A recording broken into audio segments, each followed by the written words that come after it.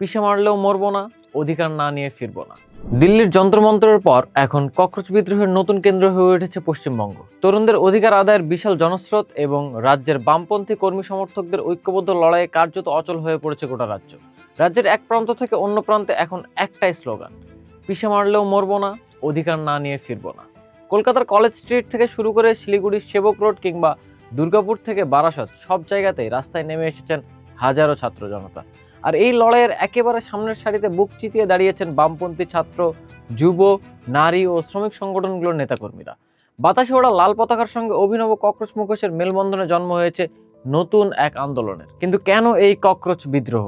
ক্ষমতাশালীরা সাধারণ খেটে খাওয়া মানুষকে যুগ যুগ ধরে তেলাপোকার মতোই তুচ্ছ ভেবেছে, পায়ের তলায় পিষে মারতে চেয়েছে, অথচ বিজ্ঞান বলে তেলাপোকা পরমাণু বিস্ফোরণের পরেও টিকে থাকতে পারে। শাসকের চোখে তেলাপোকা হিসেবে বেঁচে থাকা সাধারণ মানুষ ও শ্রমিক শ্রেণীও ঠিক তাই। শত অত্যাচারেও তারা টিকে থাকে এবং শ্রেণী সংগ্রামের পুরনো মেজাজে ঠিকই ঘুরে দাঁড়ায়। পশ্চিমবঙ্গে এই তেলাপোকা বিদ্রোহে রীতিমতো দিশেহারা অবস্থায় পড়েছে রাজ্য প্রশাসন।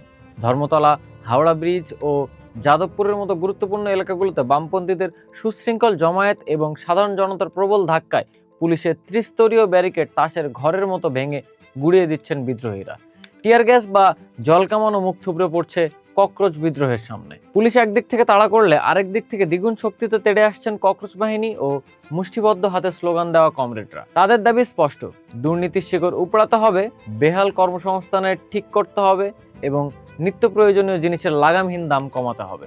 দীর্ঘ কয়েক বছর ধরে রাজপথে বামপন্থীদের করা এই একই দাবি আজ দাবানল হয়ে ছড়িয়ে পড়েছে গোটা রাজ্যে। রাজ্যের মুখ্য প্রশাসনিক সদর দফতর নবান্নে এখন থমথমে পরিস্থিতি। শীর্ষ কর্তাদের নিয়ে সেখানে দফায় দফায় জরুরি বৈঠক চলছে। পুলিশকে কড়া হাতে পরিস্থিতি মোকাবেলার নির্দেশ দেওয়া হলেও সাধারণ মানুষ আর বামপন্থীদের নতুন এই ঐক্যবদ্ধ জনস্রোত আটকানো কার্যত অসম্ভব হয়ে পড়েছে প্রশাসনের জন্য।